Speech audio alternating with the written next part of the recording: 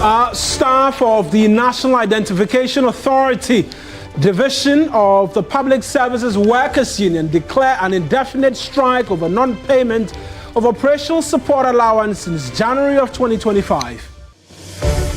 Also to come, Civil and Local Government Staff Association file an injunction to restrain the National Labour Commission from interfering with the ongoing strike by staff of the Birth and Death Registry.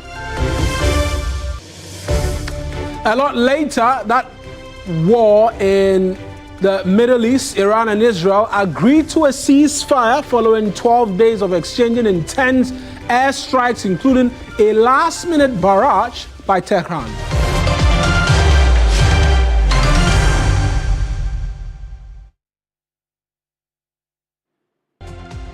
You're welcome to our newscast tonight. This is News Central. I'm Kemeni Amano. And I am Mawina Egbeta. Welcome to the bulletin this afternoon.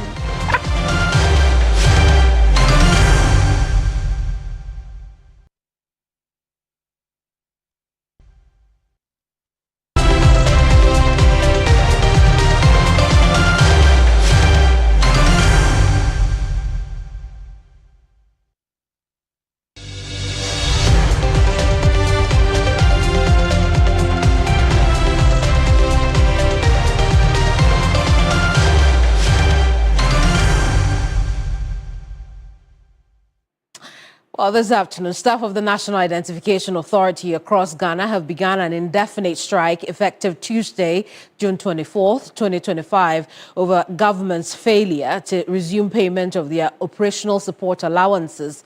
The operational support allowance was the outcome of a negotiated agreement reached in July of last year between the union and the government of Ghana at the time, represented by the Fair Wages and Salaries Commission and the Ministry of Finance. Now, payments began in August 2024, but abruptly stopped in January of 2025 without explanation.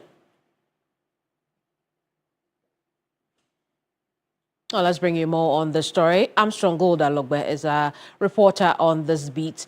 He's been sniffing around. Armstrong, good afternoon to you. What can you report from where you are?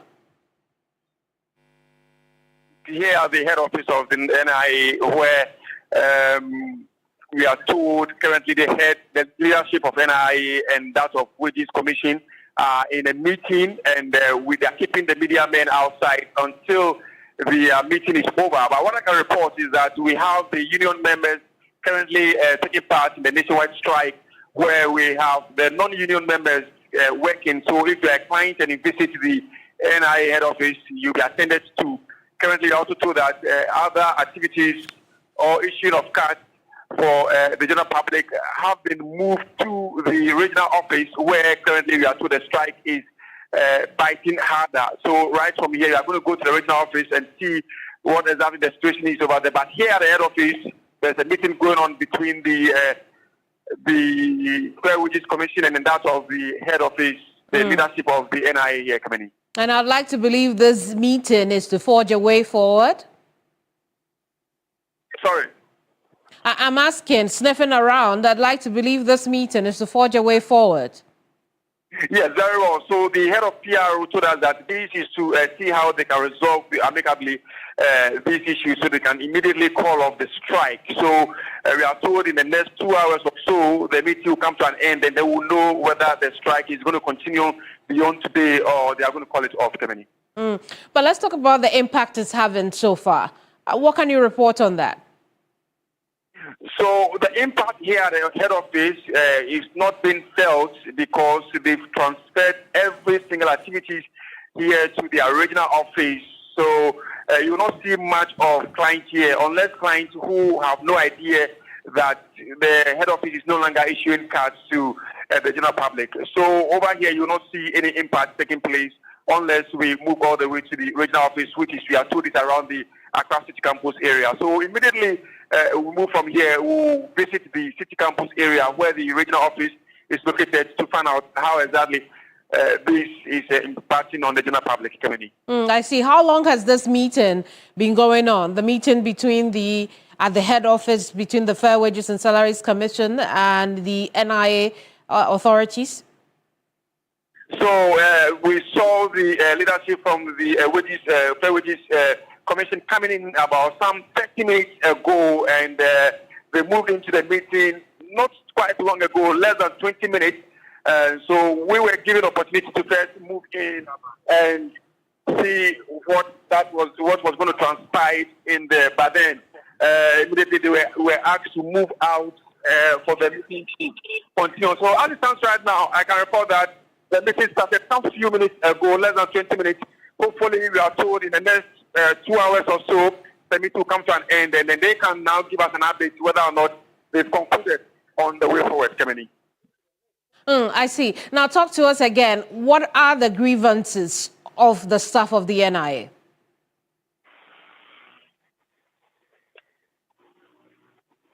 Hello, Armstrong. I would appear Armstrong kind of here. So let's get onto the phone lines again and speak to William Ampoma Emmanuel Dallas, who's head of corporate affairs at the NIA. Good afternoon to you, Williams. These concerns that you raise, again, let's go over it again. You say that you had negotiated something in 2024, your allowance in 2024, and then payment stopped in 2025. Is that the case? Right, good afternoon. First of all, let me say I empathize with the union, and from the journey so far, they have every right to take the decision they have taken, except to plead with them to refine that decision and then come to the table.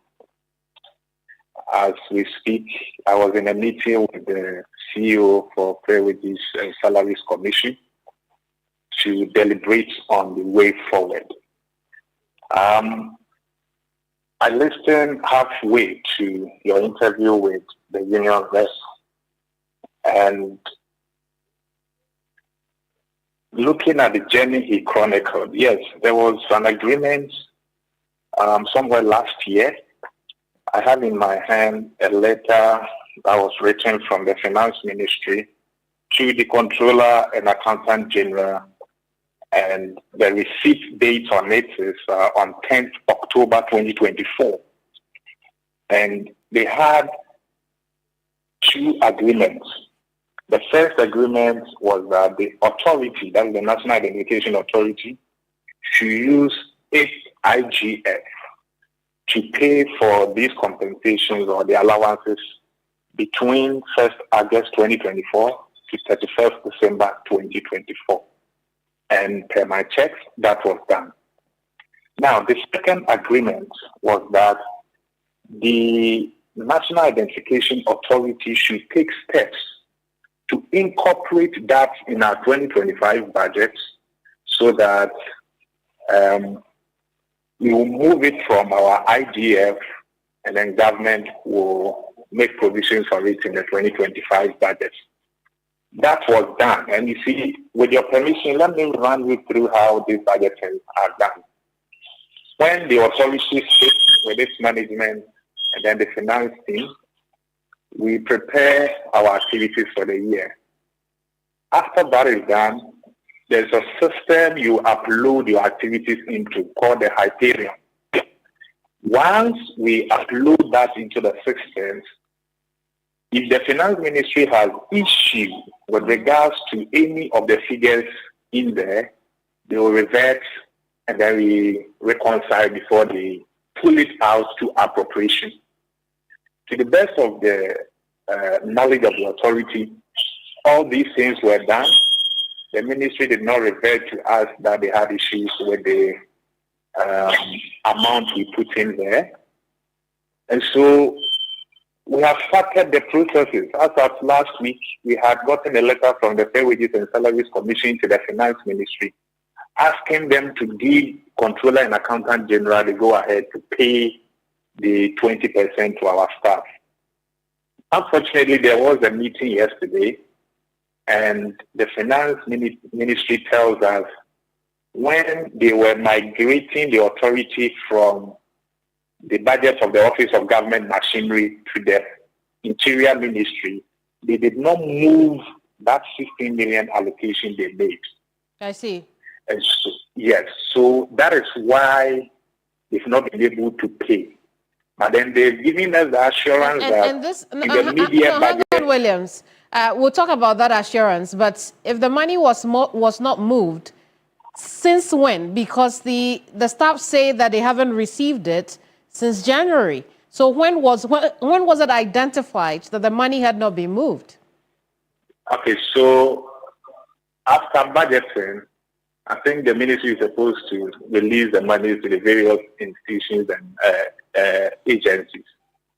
Now, as I said earlier, with all the documentations available, we were of the belief that once those allocations were not questioned and was uploaded into the Hyperion, the appropriation has been done. And so the money is sitting in our budget, waiting for it to be disbursed so we can, the Controller and Accountant General can pay our staff. So we got hint of this message yesterday from the ministry that as they were migrating the authority from the Office of Government Machinery budget, they did not move that allocation. So the money is still sitting in the Government of Office Machinery budget. I see. So they can only move it in the mid-year budget. So now we are looking at ways we can at least commit to paying a month or two from whatever sources we are able to get the money from, so that we wait till the ministry is able to move the money in the mid-year budget so they can subsequently pay our staff. I see. And do you think that the staff will want to wait some 2 months more to receive this allowance? As I speak with you, they know the journey we've all embarked together. And so they know management sides with them. It's unfortunate this had to happen. That is why we're calling them back to the table, because we have shown good faith throughout the journey. I see. And we believe that once we sit and put our proposal before them, they will accept, resign their decision, and go back to their various offices.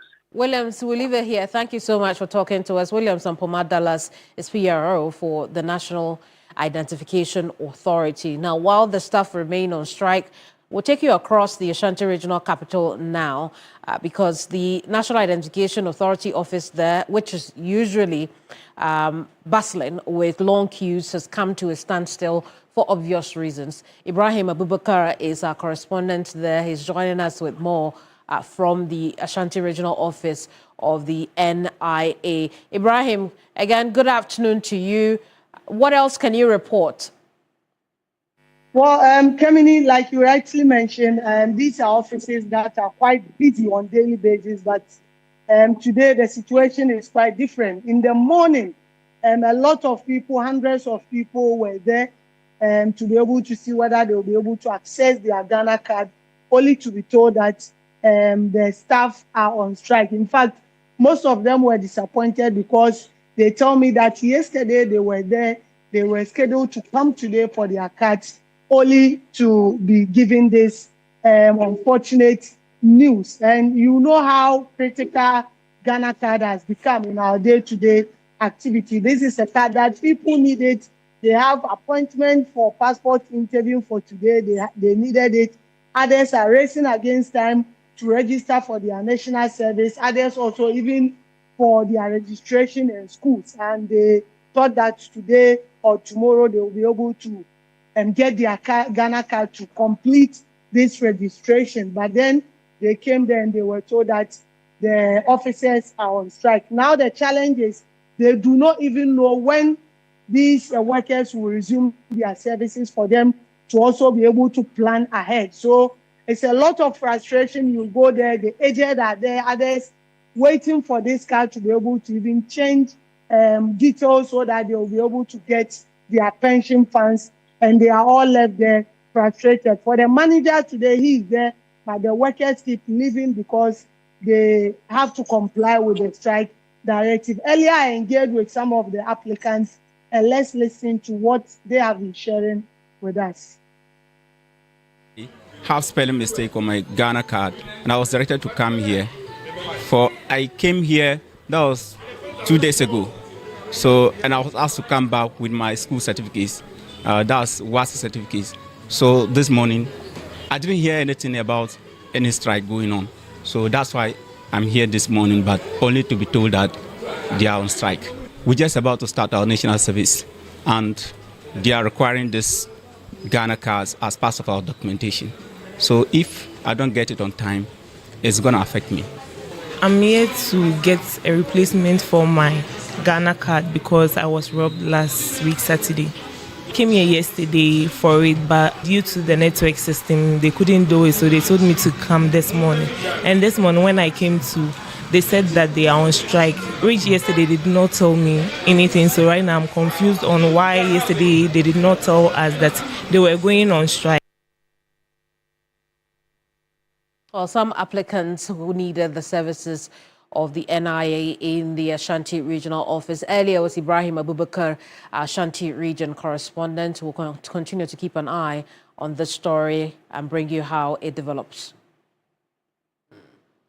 Let's stay on the subject of labor, because the Ghana Education Service is this afternoon appealing for coordinated, unified and consistent representation from teachers to help streamline engagement processes with them. It follows a picketing exercise by a number of aggrieved teachers who were raising red flags over non-payment of salaries for the last 10 months.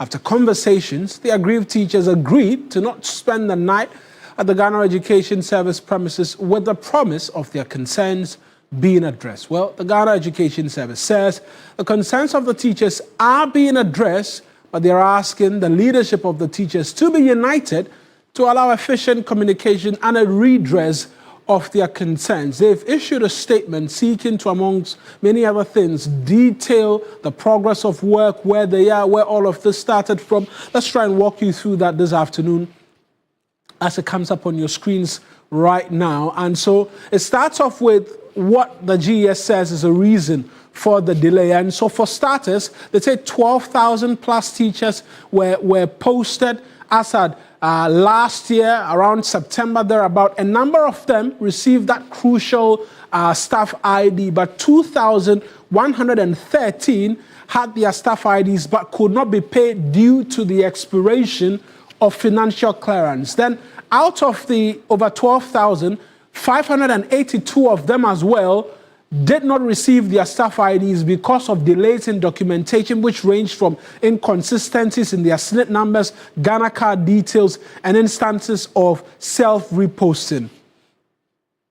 Now, what GES says they've done in relation to the challenges, we'll see that first, but this as well is the concern they are raising, amongst many other things this afternoon, on the many challenges currently being experienced. And of the things they say they've done to try and resolve the challenge, the first is that letters have been sent to the Finance Ministry requesting extension of the expired financial clearance, and they add that there's been budgetary allocation in 2025, and so these teachers should not be worried, and that they've been captured in the budget as was read by the Finance Minister, Dr. KCL Atto-Forson. Then the Ghana Education Service as well says that they're actively working to resolve recruitment backlogs and to prevent recurrence by addressing systemic issues in the recruitment process. Let's take you to where they are raising concerns as well this afternoon in relation to the leadership and the unionism of these teacher groups. They say that they are appealing to these teachers to have a coordinated, unified, and consistent representation from all of them to help streamline the engagement. Because whilst they appreciate the frustration of the affected teachers, it is important to note that significant progress has been made and that they will do all they can to ensure that all of these teachers receive their salaries. That's the latest from the Ghana Education Service. And so we're not expecting that these teachers will be making a return to the premises of the Ghana Education Service. Let's go on phone right now. Simon Kofi is convener of the aggrieved teachers. He's joined us with a bit more. Mr. Simon, I appreciate you speaking to us. The GES says that Your concerns have been heard. They are working on it. But of the many things, you seem to have a lot of scattered groupings. Why don't you all come together so that they can head on address your concerns? How do you respond to this? Thank you very much, and then good afternoon to your listeners and then your viewers. We want to thank the GES at least for responding to our petition as early as possible. And so, just as they have said, we are looking forward that everything that they have promised will be delivered in the very soon caption that they've given. But with the issue of leadership, you know, the issue is not limited to only one sector, or let me say one region. We are affected across the country. And it got to a time when one region decided to come and then work on their issue alone. And that is how come when they came, they brought their leadership. And this time around, we've seen that we can't be handling the issues on regional basis. And so we need to come together as affected staff so that we work together. And so that's how come yesterday when we came, it was more of new faces and not the old faces, because the old faces, majority of them have had their issues resolved. Right, but of the many challenges the GES says has contributed to why you've not received your salaries, they say there are inconsistencies in your documentation. Were your members notified about these inconsistencies for them to try and resolve them? We will be glad if they could do that publication, if not by themselves, through our regional IPPDs and then our district IPPDs, so that those who are affected, who have their documents reviewed. Because to the best of my knowledge, we went through these processes back in July and then August before we resumed work officially on the September 10th. So if there were irregularities, I mean, it should have been rectified long ago and not now. And so are they trying to say that our system is that weak to be unable to identify such irregularities? Well, that's a question they will have to answer. We're just asking the questions based on what they say they found out is the basis upon which you have not received your salaries. And so you're asking them to, by themselves, notify your IT directors in the respective district. What are you going to be doing on your part, because you're the ones who need the money as well, even as these challenges have come up? At the moment, we have just decided to wait patiently as they have promised. We know we have a new case, and then we wouldn't want to do anything to complicate the issue as it stands now. Once they've given the assurance that they've worked to the final stage of the whole process, and so very soon we are going to get our IDs and then our salaries. We are waiting for them until next validation. If after next validation we do not hear anything, then I think we'll have to come back stronger. Right then, Mr. Simon, I appreciate you speaking to us. That's Kofi Simon. He's what part of the leadership of the teachers who were yesterday present at the Ghana Education Services headquarters here. They say they wait patiently for the steps as taken by the Ghana Education Service for their salaries to be paid. But I mentioned it's an afternoon where the bulletin is packed with quite a number of labor issues, and we're going on to the next one because the Civil and Local Government Staff Association of Ghana, CLOGSAG, has secured a court injunction against the National Labour Commission. The injunction, according to CLOGSAG, is to prevent the National Labour Commission from interfering in the ongoing strike. CLOGSAG is currently on strike, claiming that its members at the Births and Deaths Registry are being verbally assaulted by the registrar, Samuel Adum Boche.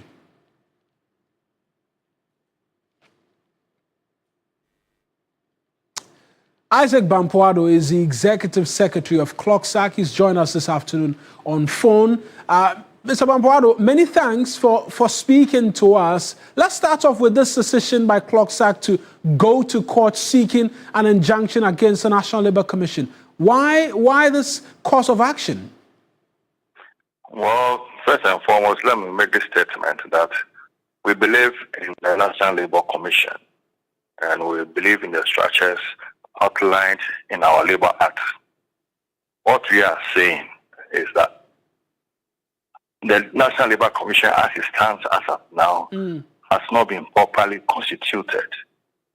We are aware that the Presidential Transition Act states that whenever there's a change of government, statutory bodies are dissolved, and that calls for fresh nominations. To the best of our knowledge, organized labor has not given fresh nominations to its reps on the National Labor Commission. So we think that it's not been properly constituted, and this is what we want the courts to determine. The second one, the court on is the yet issue to relating to... Come again? No, proceed. I'll ask the next question after you're done.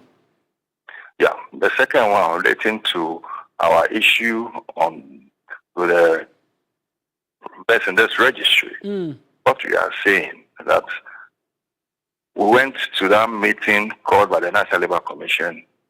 We introduced ourselves. We asked them to introduce themselves. They refused to do it, which was an indication that there was even no quorum. And we were at a loss at who were the reps that were in the meeting. And so those are issues that we think the court must determine.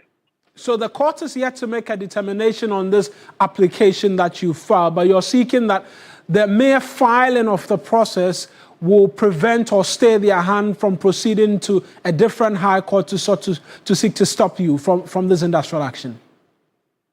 Come again? I'm saying that the court is yet to make a determination on this injunction that you filed, correct? Yeah. And so this course of action is you trying to stay the hand of the National Labor Commission from proceeding to a high court to stop you from your industrial action. Well, what we are saying is that what we are saying that because it's not been properly constituted, they cannot take an action against us. Right. Because you must properly be constituted before you can take cases as a National Labor Commission. But once you not be constituted, what action can you take? You not be properly constituted, what action can you take against us? That's the issue. Right. Ms. Ado, let's come to the basis upon which you're on this industrial action. You say abuse by the registrar of the births and deaths registry. Some will easily say this is a resurgence of your earlier industrial action, which you raised concerns about his appointment to start off with. You've just marked this under a new cloak, and you're seeking to go back on strike over the same man.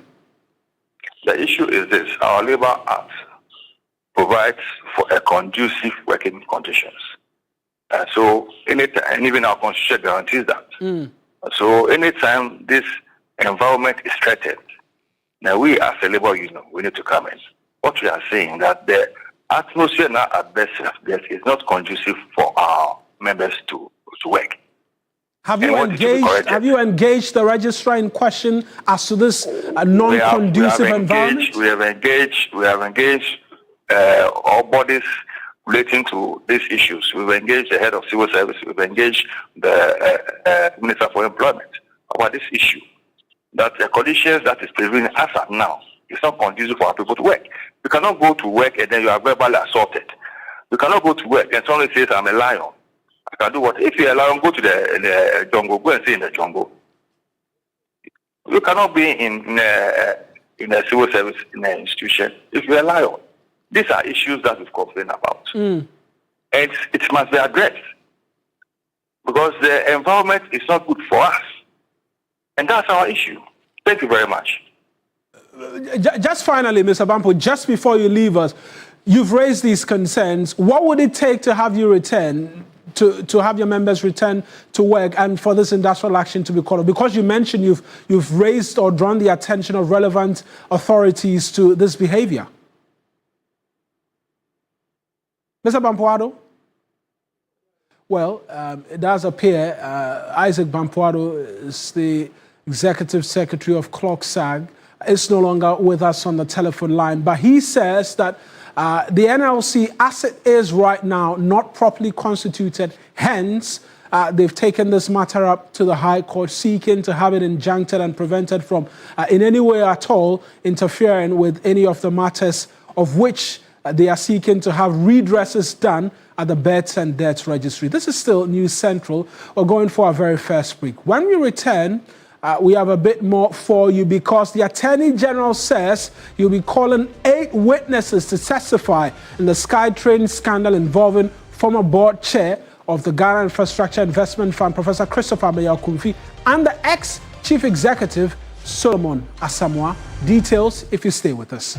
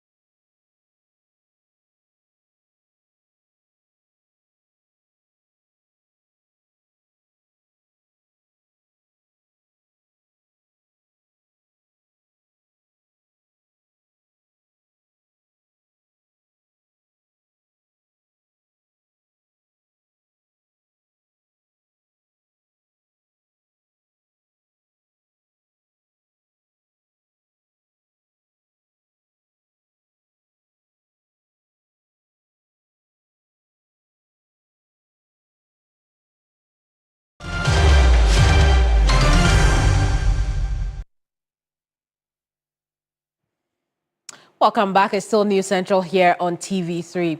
Let's go to the courts now, where the Attorney General will call 8 witnesses to testify in the Skytrain scandal involving former board chair of the Ghana Infrastructure Investment Fund, Professor Christopher Ameyaw-Kumfi, and ex-Chief Executive Solomon Asamoah. Prosecution notified the Accra High Court during a case management conference on Tuesday.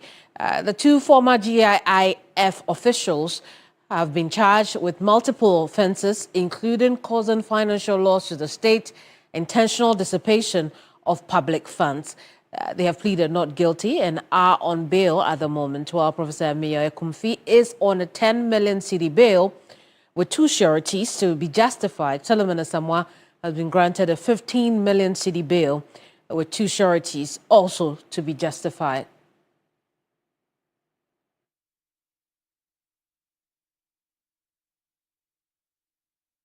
Lord Edu Asare is our court correspondent following this story. Lord, good afternoon. What more can you report on the case management conference today? 8 witnesses, you say?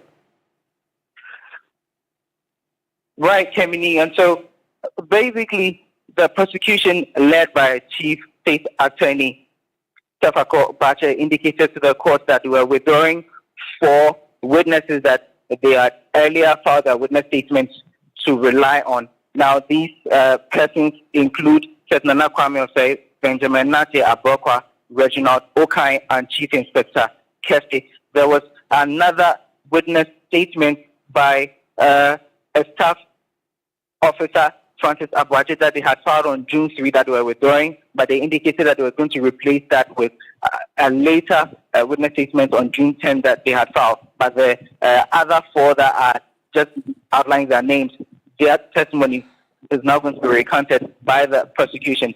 Now, in their state, the Chief State Attorney indicated that we're going to call on 8 more witnesses, and I'll quickly spell them out. They are Odame Dakwa, Kofi Boache, Andrews Ejinim Boateng, Mami Ifua Chewa Abebiu, Yvonne Adole Soa, Honorable Trinidad Kodia, Tislia Gumbria, and the staff officer Francis Abuaje. But the defense lawyers for both Professor Ameyo Kofi and then Solomon Asamoah, they indicated that they hadn't been served, and so the judge in the matter asked the prosecution to actually give them 48 hours to serve the defense lawyers with these documentation. Now, the lawyer for Professor Ameyo Kofi, Duke Aaron Sasu, he attempted to file or move a motion that he had filed early on. He told the court that he had filed an application, which in essence is supposed to be heard on July 9, and so even before he could talk about the application, the presiding judge, Comfort Asame, stood him down and told him that they should just wait until the July 9, where that application will be moved. And I did some digging and realized that application has to do with the defense lawyer for Professor Ameyo Kofi referring the matter to the Supreme Court and also wanting the Accra High Court to strike out the charges against his client, describing it as premature. So he's actually, at the case at the Supreme Court, he's asking for a constitutional interpretation of the Public Property Protection Decree 1997 or the Protection Act 1977, and that it had to do with the Section 1 and then Section 7. We'll go a bit more details into that later, but before the Supreme Court will hear this matter, they wanted Accra High Court to stay proceedings, and so that was why the presiding judge adjourned the matter to July 9 to rule on that application that has been filed by the lawyer for Professor Ameyo Kofi Kemini. Indeed, and then also we know the defense lawyers filed an application to vary the bail terms for Professor Kofi and Solomon Asamoah. How did that go? What happened to that? Yes. We're actually expecting that to come up today because at the last adjourned date, both lawyers for Solomon Asamoah and then Professor Ameyo Kofi wanted the High Court to vary the reporting terms of their clients. Now, per the bail terms of Professor Ameyo Kofi, he's supposed to report to the police investigator once a week. We know he's on a 10 million cedi bill to be justified, the 2 sureties to be justified. And then Solomon Asamoah, he has been reporting to the investigator 3 times a week. And so they wanted the court to vary this bail term. But when the case was called, that matter did not come up at all. They did not mention it because at the last time the judge had directed them that they formally formally file the application because at the last time they just made an oral prayer and they didn't do so today. When I inquired further, one of the lawyers indicated to me that from the posturing of Justice Tasiame, they got the sense that if they had filed the application, there are 2 things that would have happened. Either she would dismiss it entirely or she would rather extend or increase the number of time that their clients are supposed to report to the investigators. And so they advised themselves and decided to refrain altogether. They can be back in court on July 9, where the court will make that decision on the application filed by the lawyer for Professor Ameyo Kofi. Very well. Lord Edu Asare is court correspondent.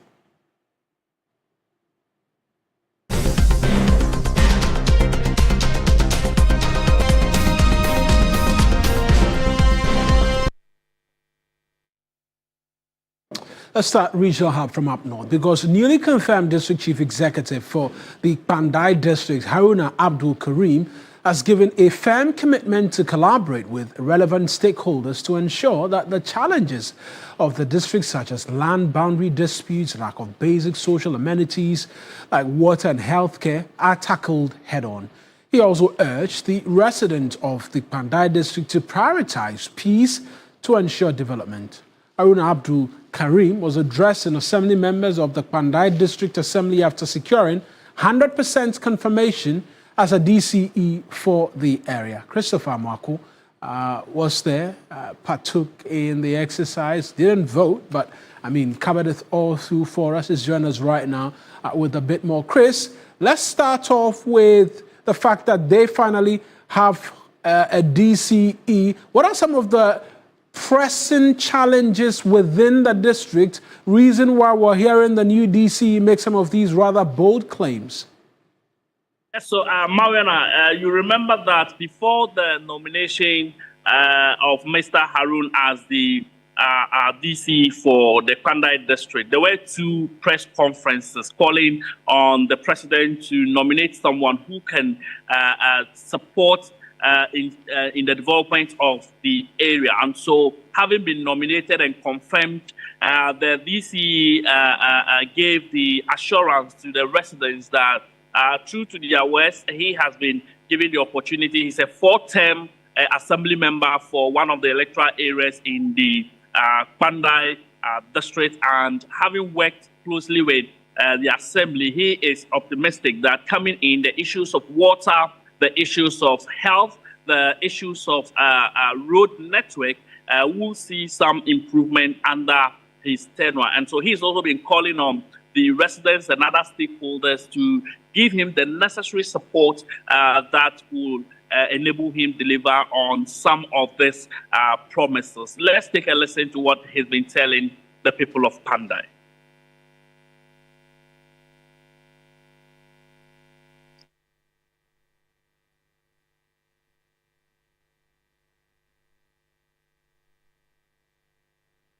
Right, Chris, a bit of a challenge in hearing from him, but there have been reactions as well to what he's been saying. Walk us through what the expectation of the people are, considering he's coming in with a wealth of experience as a four-term assembly member. For the residents, they are not surprised that he's been given the opportunity because of his vast experience that he's gathered as an assemblyman of one of the electoral areas. Now, they also expect him to do different things that will also see Kpandai get some needed development, because over the years they have argued that the previous DCs who have come before him, even though they have done their best in developing Kpandai, but did not meet the expectations of the people. So they believe that coming in and having that experience, he is going to, as it were, collaborate with the people, right, ensure that his doors are always open to the people for development. Right, Chris, let's hear from the DC now, and then possibly as well hear from the resident. But let's hear from the DC first. A humble appeal to the Honorable Regional Minister and all of you to assist me to confront those challenges so that the district development will enhance holistically. Honorable Regional Minister, let me assure you that my administration will do everything possible to have a district in which the comfort and security of the people is guaranteed in order to improve their socio-economic livelihood. A leader, let me use that word. What I had to do to support the current DC that have been approved today, to deliver on the present mandate. We have a manifesto, we have promised the people of Ghana, and we must, it's a must, that have to deliver. And that is why I'm calling all the youth and the leadership of the party, more particularly the leadership of Kpandai constituency, who should stand up for the youth to respect us. And you heard some of the assembly members as well. Chris, I appreciate you speaking to us. That's Christopher Mwaku, my colleague in the northern part of the country.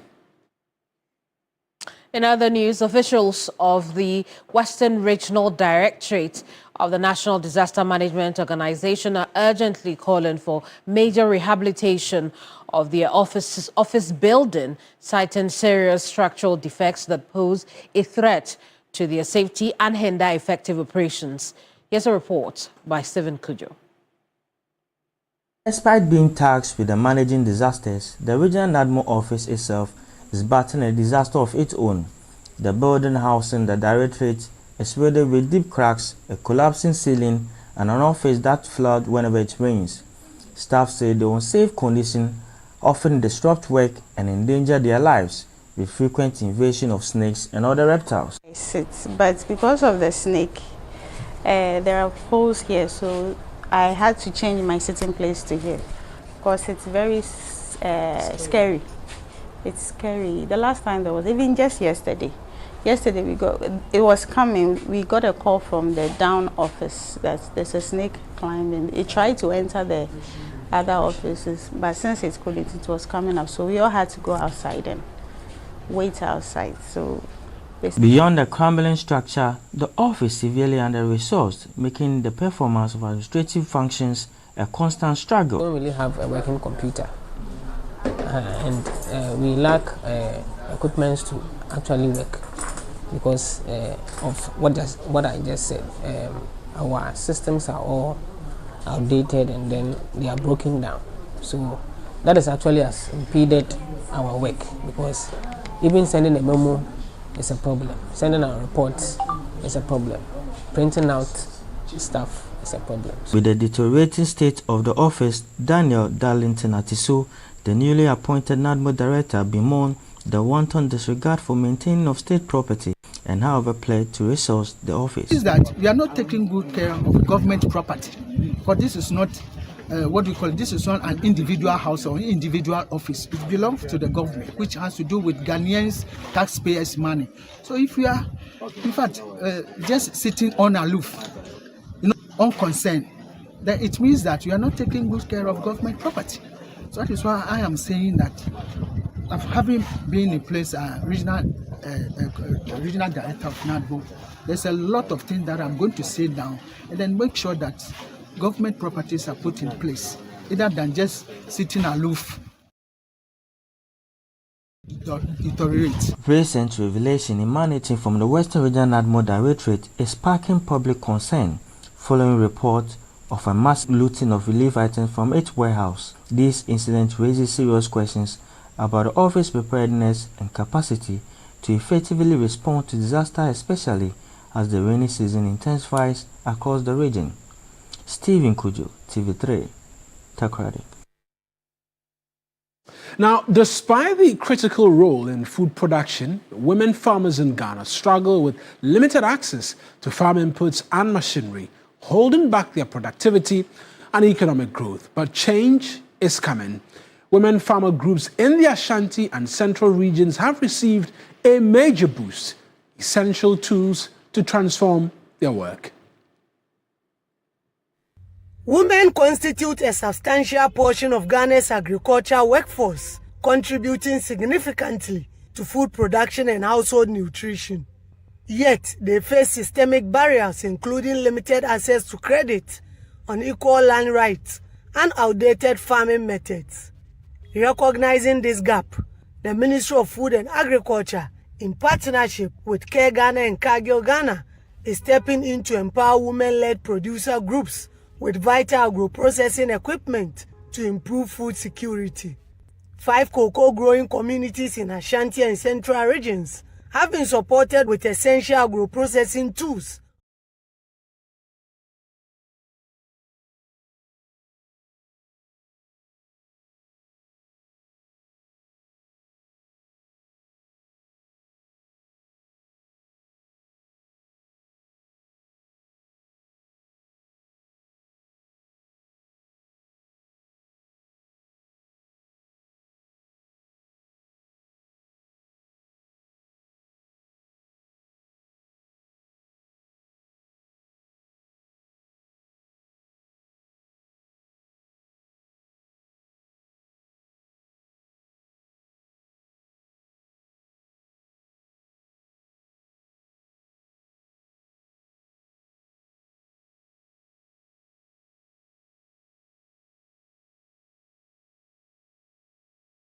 Presidential engagement, the King will meet with officials at the African Continental Free Trade Area Secretariat before departing for Kumasi later in the day. Now, in Kumasi, King Mswati III will be the distinguished guest of the Asantehene, Otumfuo II. Our presidential correspondent, CLOGSAG, is at the airport, now joins us with a bit more. From your shot, you can see the king. The king has just disembarked from the flight, accompanied presumably by his wife, being given a welcome by that young lady in your picture over there, been given a flower, also been received by the chief of staff who is representing the president. Exchange of pleasantries ongoing there in your shot, and he's making his way towards the Jubilee Lounge now, where there are senior government officials lined up over there who he would be exchanging the pleasantries with as well.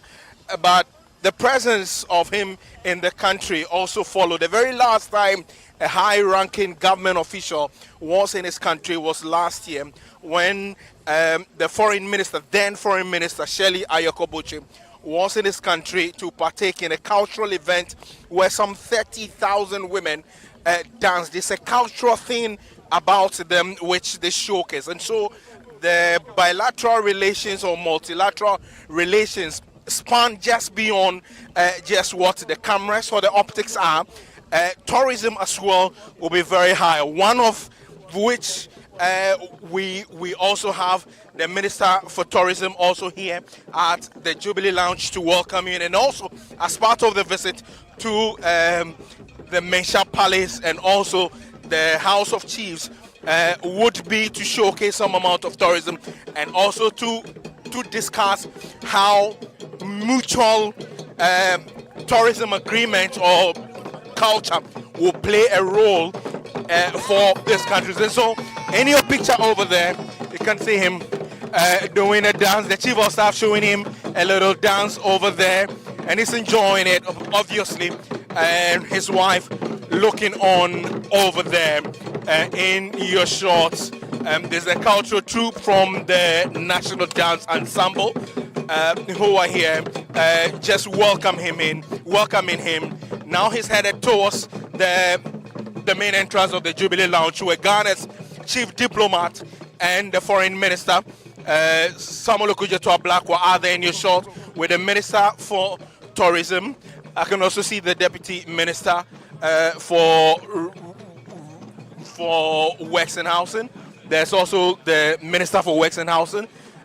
Also in your shot over the senior government officials who are welcoming him and exchanging pleasantries with him.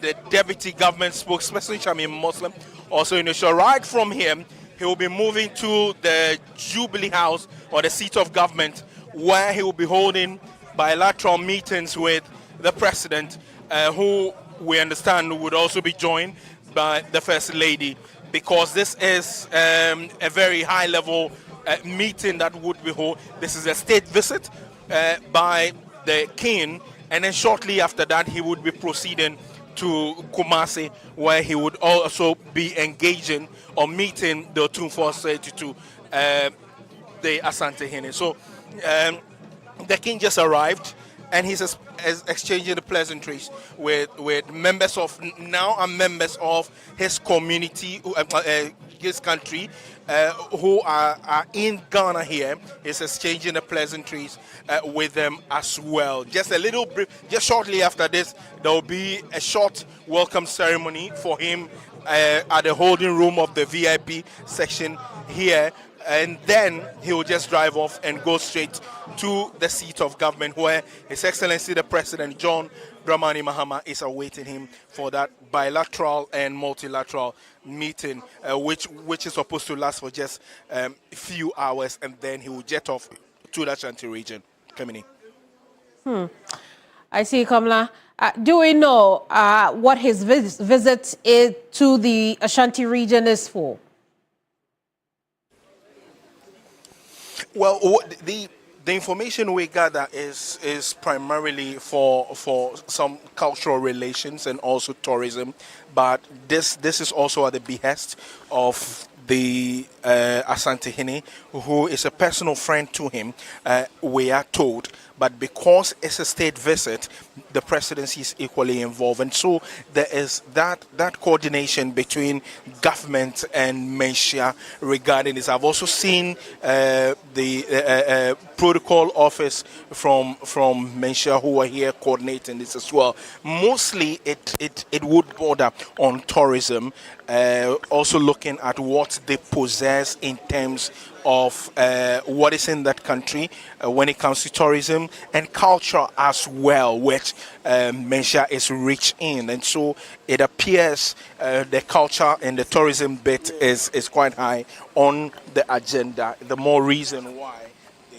they are quite involved in this, though. Over here, thank you so much for reporting.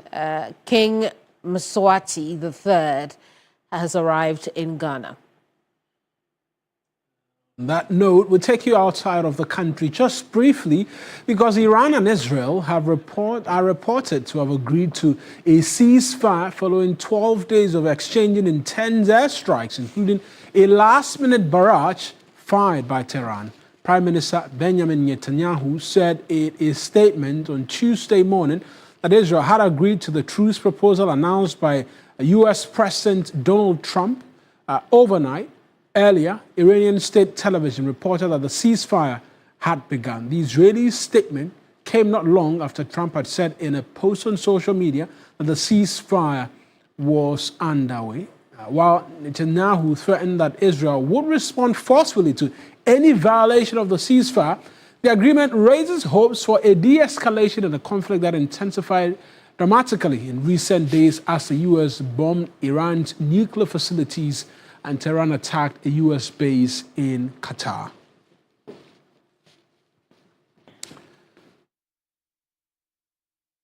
That should be pleasant news for anybody else because, as at yesterday, based on a number of the readings on the market, crude prices now back towards a downward trajectory, something that will excite a lot of Ghanaians, meaning possibly the projected hikes may not be what it is that we will see come July 2, and there could be implications as well for that levy government is proposing as well. There'll be a lot of conversations on that if you stay with us here on TV3, but that's our bulletin for you this afternoon. I am Mawena Igbeta. And I am Kemini Amano. We'll see you same time tomorrow. Next is the afternoon show. Bye-bye from us.